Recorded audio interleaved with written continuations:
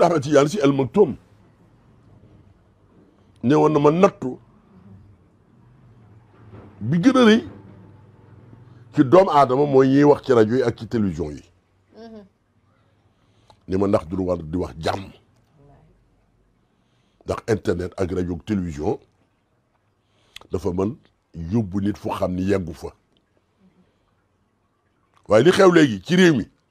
xew fi woon kilifa diine yi sax warmaatoo leen jigéen ñi warmaatoo leen ñi xam ni yàlla jox na leen responsable politique warmaatoo leen lu la neex wax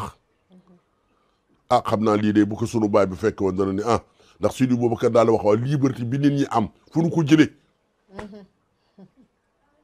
seet asgor am jaboot nga bind ci moom lu la neex doo fàttaliku ni yow itam am nga ndey am nga bàyyi am ngay doom te lu ñaaw Sénégal xamu ko woon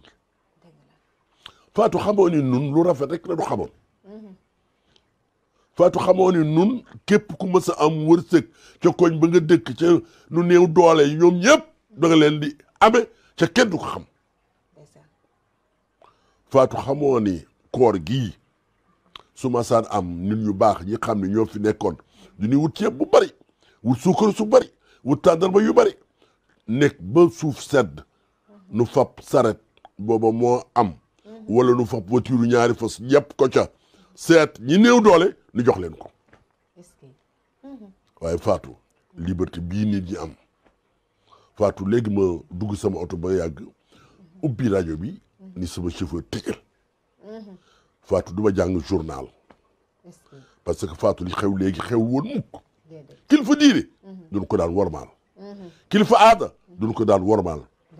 kilifa gu xam ne yàllaa ko dénk réew mi duñ ko daan ormaal waaye léegi lu leen neex wax musiba yi xam ni dana am yenn saa yi yu mel noonu rek moo koy indi waaw